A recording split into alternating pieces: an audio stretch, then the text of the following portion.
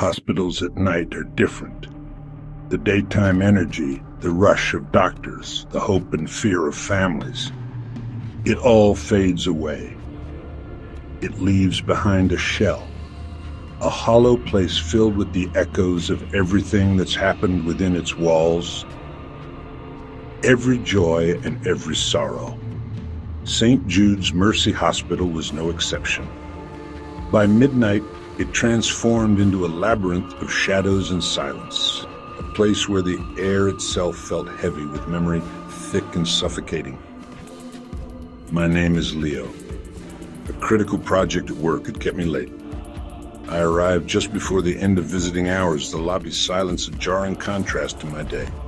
Her room was on the 4th floor, at the very end of a long, quiet wing.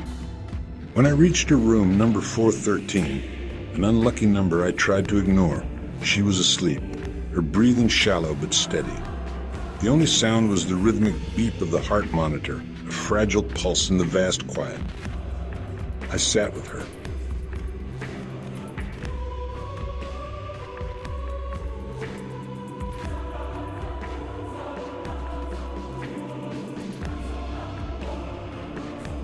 I sat with her, telling her about my day, holding her cool, frail hand.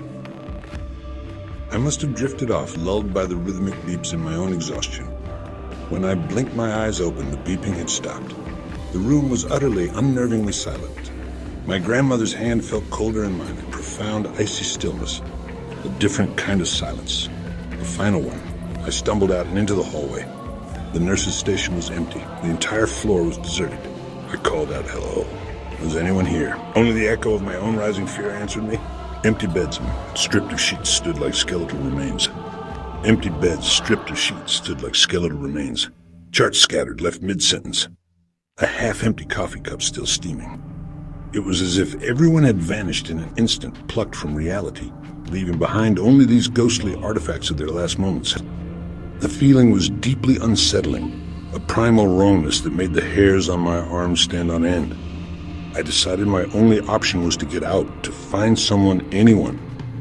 I reached the elevators and jabbed the down button repeatedly. Nothing. They were all dead, their doors shut tight like sealed crypts.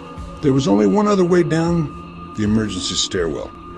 I pushed the door open with a deafening shriek of rusted hinges, the sound ripping through the oppressive quiet. At the ground floor, the door was chained. I was trapped. The realization hit me like a physical blow. The silence wasn't an accident. Something had locked me in. Defeated and terrified, my escape route blocked. I had no choice but to go back up. Each step felt like a surrender, climbing back into the belly of the beast. I remembered seeing a sign for Ward C on the 2nd floor. This part of the hospital felt ancient. Gurneys stood in silent rows, covered in dusty white sheets like patient ghosts. Archaic medical equipment was scattered throughout, rusting and abandoned. The light was dimmer, flickering fixtures creating split seconds of darkness. It was in that suffocating hallway that I first heard it. A faint, dry whisper, like dead leaves skittering across pavement. I froze, every muscle tensed, straining my ears. I took a tentative step forward. The whisper came again, clearer. The whispers became a collage of voices. A man grumbling in pain. A child crying softly. A woman humming a lullaby, off-key. The sounds were coming from room 217. My hand hovered over the tarnished brass knob, my body trembling uncontrollably. Logic screamed at me to run, but a morbid curiosity had taken hold. I had to know what was inside. The room was completely empty. No beds, no furniture, just vacant space with peeling wallpaper.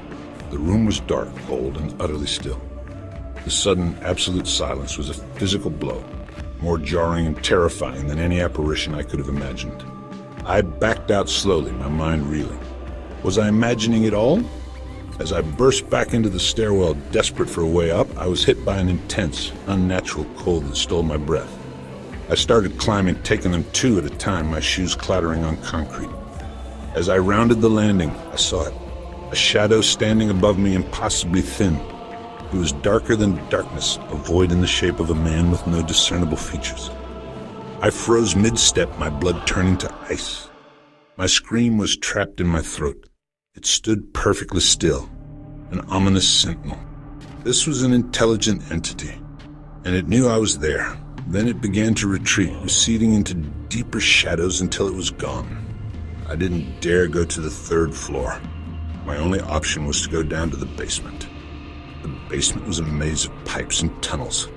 The air smelled of damp concrete and formaldehyde. Single bare bulbs hung far apart, creating long stretches of near total blackness. I followed the signs. The morgue was my only hope for a service entrance. The temperature dropped again. I knew I wasn't alone down here. Before the morgue doors, I heard a sound that chilled me to my soul. The sound of a baby crying. Not a faint echo, loud, clear, full of distress. It was coming from inside the morgue. It was a lure. I knew it. Crying is a primal trigger, and I found myself reaching for the handle. My hand trembled as I pushed the morgue door open. The crying stopped instantly, plunging the world into an unnerving, absolute silence. The room was sterile and cold. A single stainless steel table sat under a harsh light, but there was no baby. No sign anything living had been here at all. It was a trap, a cruel, calculated game.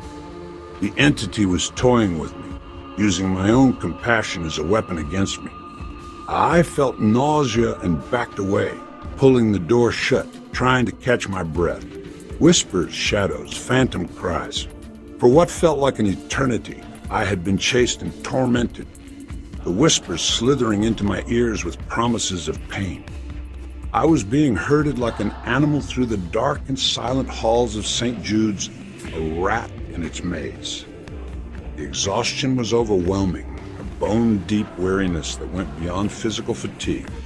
It was my spirit that was breaking. My hope of escape was dwindling, replaced by dull, creeping resignation. This hospital didn't want me to leave. It had chosen me for some terrible purpose. Defeated, I made my way back to the stairwell. There was nowhere else to go.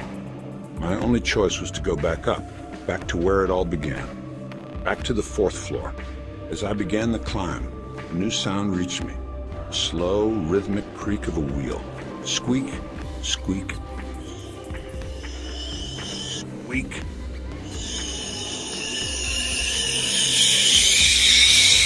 Hey! I pressed against the wall, peering down into the darkness below. A faint light was ascending from the basement, growing brighter with each squeak. Slowly, an old, empty wheelchair emerged from the shadows, rolling up the stairs by itself. The light seemed to emanate from the chair, a sickly, cold glow. It moved with steady, unnatural purpose, its empty seat seeming to watch me as it climbed. It didn't slow or stop. It just kept coming, squeaking its dreadful song. I was frozen, watching this impossible sight, a symbol of sickness moving with its own life. I didn't wait to see what would happen. I scrambled up the remaining flights. I burst through the 4th floor door and slammed it shut. I ran down the familiar hallway past the empty nurse's station. I threw the door open and collapsed inside, sliding down the wall, gasping for air. The room was as I'd left it. The heart monitor still flatlined. I curled into a ball on the cold linoleum floor for what felt like hours. I didn't move, barely daring to breathe. I listened to the silence, waiting for whispers, waiting for shadows to lengthen. Nothing happened. The night passed in sheer terror. The first hint of dawn, pale gray light creeping through the window. With the light came sound, distant traffic, a bird chirping. Then the ding of an elevator. Cheerful, mundane chatter of voices. Nurses. The morning shift had arrived. The spell was broken. The hall alive with people. I shakily stood and stumbled into the hallway. A nurse noticed me, confused and concerned. Sir, what are you doing here so early? I tried to explain. I babbled about being locked in. Silence. Empty floors. Whispers. The shadow. The wheelchair. Sir, you must have been exhausted and had a bad dream. The hospital is never empty. We've had staff here all night. The doors are never chained. She guided me toward the elevators, now working perfectly. I stepped inside and glanced back. My grandmother. I started. I'm so sorry for your loss. She passed peacefully yesterday afternoon just before you arrived. The elevator doors closed.